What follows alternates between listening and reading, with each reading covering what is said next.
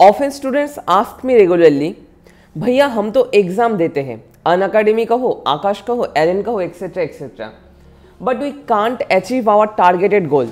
एक एग्जाम्पल से हम लोग समझते हैं चीज़ को।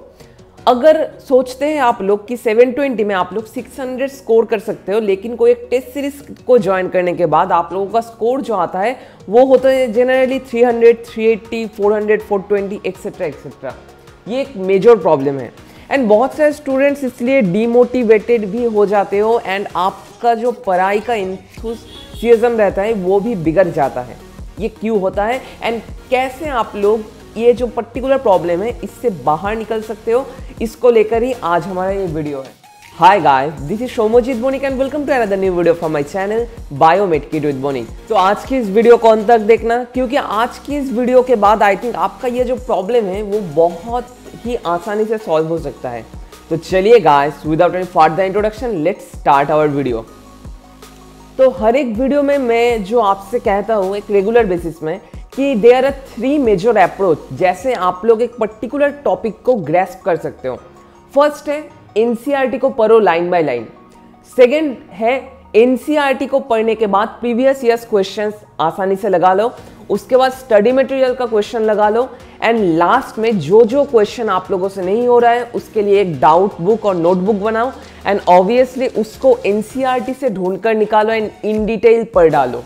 ऐसे ही आप लोग कोई एक सब्जेक्ट की कोई एक टॉपिक को ग्रैस्प कर सकते हो, ठीक है।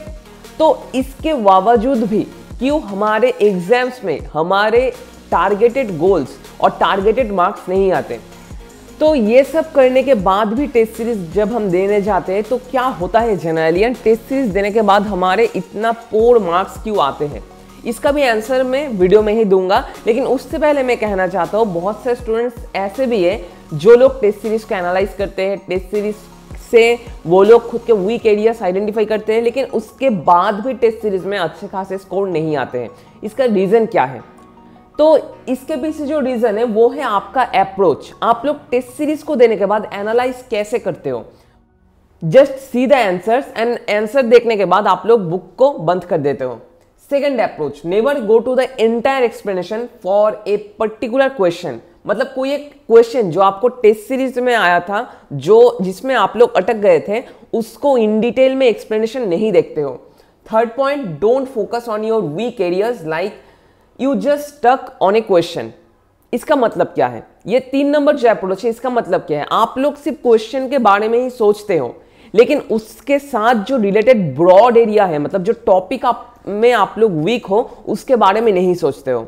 ये 3 रीजंस के लिए आप लोग जितना भी टेस्ट सीरीज एनालाइज कर लो, जितना भी आंसर्स देख लो, उसके बाद भी आपका वीक एरिया वीक ही रहेगा एंड आपके टेस्ट सीरीज में अच्छे खासे मार्क्स नहीं आएंगे। आई थिंक आप लोग समझ रहे हो मैं क्या कहना चाहता हूं। तो अगर आप लोग इस तरह से एनालाइज करते हो तो ये मैं दावा से कह सकता हूं आप लोग जितना भी टेस्ट सीरीज दे दो, कभी भी टेस्ट में आपका इंप्रूवमेंट नहीं होगा। आप लोग जो टेस्ट सीरीज दे रहे हैं ना, सीरीज का मतलब क्या है? What's the meaning of series? Series का मतलब है खुद के इंप्रूवमेंट को जज करना। एक टेस्ट सीरीज का मतलब सिर्फ मार्क्स नहीं है। आज जो 600 स्कोर कर रहा है कोई एक टेस्ट सीरीज में, वो ये कभी नहीं कह सकता कि वो नीट में भी कहो और जेईई मेंस में भी कहो 600 प्लस ही स्कोर करेगा एक्सेट्रा एक्सेट्रा। लेकिन अगर आपका इंप्रूवमेंट हो रहा है तो आप लोग ये समझ सकते हो you are progressing, you are gradually, you are seeing your increment, ठीक है। ये एक इंपॉर्टेंट पॉइंट है। जैसे मैं सोच रहा हूं कोई एक पर्टिकुलर क्वेश्चन को लेकर, membrane bound enzyme involve in Krebs cycle, एक मेम्ब्रेन बाउंड पर्टिकुलर एंजाइम है जो क्रेब्स साइकिल में मिलता है हमें।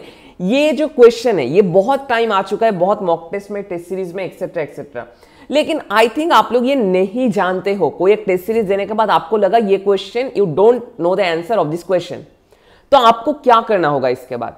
आप तो ये नहीं कर सकते सिर्फ आंसर देख लिया, इसका एक्सप्लेनेशन नहीं देखा है, ये कभी मत करना। आपको क्या करना होगा जनरली? आपको जनरली इस क्वेश्चन से रिलेटेड जो टॉपिक है, मतलब क्रेब्स साइकिल को अच्छे से पढ़ना होगा। अच्छे से पढ़कर उनमें से कौन कौन सा क्वेश्चन प्रीवियस ईयर्स में आए हैं ये आपको देखना होगा एंड उसके बाद ही आपका इंप्रूवमेंट हो सकता है। क्योंकि ये जो क्रेप्ट साइकिल पोर्शन है, एज ए एग्जाम्पल मैंने जो कहा है, ये आपका एक वीक एरिया में पड़ता है। एंड जब तक आप आपके वीक एरियाज के ऊपर फोकस नहीं करोगे और कंसंट्रेशन नहीं दोगे, आपका वीक एरिया वीक ही रहेगा। आई थिंक आप सभी लोग जानते हैं, कोई एक घर जब उठता है और कोई ये एक जो इमारत उठते है, उसका एक पिलर अगर वीक हो जाए तो एंटायर इमारत धस सकता है आसानी से। तो आपको मैं एक ही रिक्वेस्ट करूंगा, टेस्ट सीरीज में जो जो प्रॉब्लम हो रहा है उसको एनालाइज सिर्फ आंसर देखकर मत करना, फुल एक्सप्लेनेशन फ्रॉम एनसीईआरटी उसको ले आना। एंड एनसीईआरटी में एक मार्क करके रखना कि इतना नंबर मॉक टेस्ट में, इन मॉक टेस्ट में ये क्वेश्चन आया था इस बार। ठीक है, ये एक इंपॉर्टेंट फैक्ट है। मैं खुद के टाइम पे भी ये ही करता था। बाद में कभी मैं खुद का एनसीईआरटी दिखा दूंगा कितना गंदा हो गया था ये सब करने के बाद। ठीक है, तो उसके बाद आते हैं हम लोग कंसिस्टेंसी के ऊपर। आई थिंक मैं सोच रहा हूं आज टेस्ट सीरीज 1 में और नंबर 1 टेस्ट में आप लोगों का स्कोर है 360 आउट ऑफ 400 और 360 आउट ऑफ 720। ठीक है, तो आप लोग ये देखने के बाद डिप्रेस्ड हो जाते हो, डिप्रेस्ड होने के बाद वो क्वेश्चन पेपर हटा देते हो, कबर्ड में लॉक करके रख देते हो। ठीक है, लेकिन आपको ये करने से नहीं होगा। जो टेस्ट में आपने इस टाइम वीक स्कोर किया है उसमें इंप्रूवमेंट करने के बाद आपको उस टेस्ट को ही 1 से 2 महीना बाद और एक बार देना है, क्योंकि खुद का इंप्रूवमेंट को जज करने के लिए। क्योंकि जो आपने देखा था, जो आंसर्स आपने लिया था एनसीईआरटी से, जो आपके दिमाग में परसिस्ट कर रहा है, उसको आपको जांच करना होगा कि आप लोग ठीक वे में जा रहे हो और आपका जो परसिस्टेंस कैपेसिटी है ऑफ आवर ब्रेन ये ठीक ठाक है या नहीं। अगर ना रहे तो वो वाले पर्टिकुलर टेस्ट सीरीज के क्वेश्चंस को और एक बार देखना होगा, जस्ट ए आई वॉच, ताकि आपके दिमाग में वो क्वेश्चन एंड आंसर अच्छे से जा सके एंड एंट्री ले सके। ठीक है, ये पॉइंट आपको याद रखना होगा। इसके बाद आते हैं और एक फैक्टर में जो आप लोग कभी भी नहीं करते हो, न्यू क्वेश्चन ट्राई। आप लोग टेस्ट सीरीज देते हो, उनमें बहुत सारे क्वेश्चन न्यू रहते हैं। न्यू क्वेश्चन का मतलब क्या है? आई थिंक आप लोग फिजिक्स कर रहे हो, कोई एक टेस्ट सीरीज में फिजिक्स सॉल्व कर रहे हो, फिजिक्स सॉल्व करने के टाइम पे न्यू क्वेश्चन देखा आपने, आप लोग तो टेस्ट सीरीज में वो क्वेश्चन को छोड़ दिया। टेस्ट सीरीज देने के बाद जो आंसर स्क्रिप्ट भी आपको मिलता है, क्या करते हो आप लोग? वो पर्टिकुलर क्वेश्चन को कभी नहीं सॉल्व करते हो। क्यों नहीं करते हो? क्योंकि आप लोगों को ये लगता है इतना हार्ड क्वेश्चन नहीं आएगा नीट में। लेकिन इससे मतलब अगर आप लोग को एक हार्ड क्वेश्चन को सॉल्व करना सीख जाते हो तो इससे आपका जो एक प्रॉब्लम सॉल्विंग कैपेसिटी क्रिएट होता है, ये एक बहुत इंपॉर्टेंट फैक्टर है जो कोई भी कॉम्पिटिटिव एग्जामिनेशन आप लोग देना चाहो उसके लिए। ये जो प्रॉब्लम सॉल्विंग कैपेसिटी और प्रॉब्लम मैनेजमेंट, ये ही एक ह्यूज सोल्यूशन है for our problems. I think आप लोग समझ रहे हो मैं क्या कहना चाहता हूं। तो आपको मैं एक ही चीज रिक्वेस्ट करूंगा, जितना भी हार्ड क्वेश्चन हो आप लोग गलत कर दो, दैट डजंट मैटर, लेकिन आपको उस पर्टिकुलर कॉन्सेप्ट को लेकर थोड़ा सा सोचना होगा, थोड़ा सा स्ट्रेस आउट करना होगा खुद के दिमाग में। मैं क्या करता था टेस्ट सीरीज में, बहुत नेगेटिव मार्किंग करके आता था, एक ही रीजन से, क्योंकि मैं जो प्रॉब्लम सॉल्विंग स्ट्रेटेजी था और प्रॉब्लम सॉल्विंग मेथड था ये अप्लाई करता था टेस्ट सीरीज में। बाय चांस तो ऐसा भी हो सकता है नीट 2021 में हार्ड क्वेश्चन चले आए, तो आप लोग क्या करोगे? आप लोग क्या क्वेश्चंस छोड़ दोगे? कभी भी नहीं। खुद का जो प्रॉब्लम सॉल्विंग कैपेसिटीज है इसके ऊपर आपको वर्कआउट करना होगा, जो ज्यादातर स्टूडेंट्स आप लोग नहीं करते हो। इसके लिए भी आप लोगों के टेस्ट सीरीज में मार्क्स कम आते हैं। ये हो गया हमारा और एक इंपॉर्टेंट फैक्ट कि ताकि हम लोग टेस्ट सीरीज का जो मार्क्स है उसको इंक्रीमेंट कर सके और इंक्रीज कर सके। ठीक है, एंड लास्ट जो चीज में आते हैं वो है प्रीवियस ईयर्स क्वेश्चन। लगभग 10 साल का प्रीवियस ईयर्स क्वेश्चन आपको सॉल्व करना ही पड़ेगा।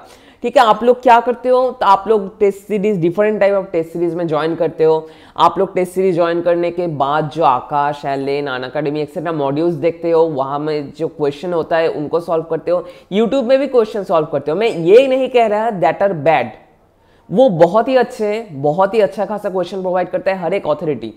लेकिन आपको मैं एक चीज कहना चाहता हूं, नीट का क्वेश्चन तो एनटीए करेगा, कोई पर्टिकुलर अथॉरिटी नहीं। तो अगर आप लोग प्रीवियस ईयर्स क्वेश्चन को ना करो तो आप लोग कैसे एनटीए के मेंटालिटी को समझ सकते हो? यहां पर मैं एक गेम चेंजिंग बात आप लोगों से कहना चाहता हूं, दैट इज जितना क्वेश्चन आप लोग सॉल्व कर सको उतना सॉल्व करो। एक ही रीजन है, जितना क्वेश्चन आप लोग प्रीवियस ईयर्स के सॉल्व कर सकते हो उतना करो। एक ही रीजन है, ताकि आप लोग एनटीए के मेंटालिटी को समझ सको। सिर्फ नीट का नहीं, नीट के पर्सपेक्टिव में मैं नहीं बता रहा हूं, जेईई मेंस का क्वेश्चन पेपर भी आप लोग सॉल्व करो, जेईई मेंस वालों नीट का क्वेश्चन पेपर सॉल्व करो, नीट वालों जेईई मेंस का क्वेश्चन पेपर सॉल्व करो, क्रिस क्रॉस करो इस तरह से, ताकि एनटीए जिस तरह के क्वेश्चन करते हैं उसके साथ आप लोग एक सिंक्रोनाइज कर सको कि किस तरह का क्वेश्चन आ सकता है, ना आपका प्रॉब्लम सॉल्विंग कैपेसिटी और प्रॉब्लम सॉल्विंग स्ट्रेटेजी और भी इंप्रूव हो सके।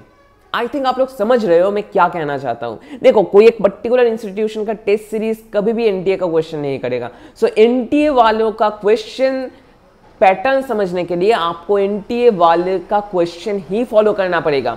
एंड यही मैं कहूंगा, लास्ट मंथ में अगर आपने अभी तक कुछ भी नहीं किया है, नीट के 1 महीने पहले से सिर्फ टेस्ट दो इन प्रीवियस ईयर्स क्वेश्चंस, कोई पर्टिकुलर मॉक टेस्ट नहीं, टेस्ट सीरीज नहीं, सिर्फ प्रीवियस ईयर्स क्वेश्चन, 10 साल का क्वेश्चन बार बार करके देते रहो, ताकि उससे रिलेटेड कॉन्सेप्ट, उससे रिलेटेड क्वेरीज आप लोग आसानी से सॉल्व कर सको। एंड ये मैं दावा से कहता हूं, प्रीवियस ईयर्स क्वेश्चन अगर आप लोग कर लो जेईई मेंस एंड नीट में, तो obviously majority of questions, 70 to 80% question and concept comes from that previous year's question। ये आपको याद में रखना है।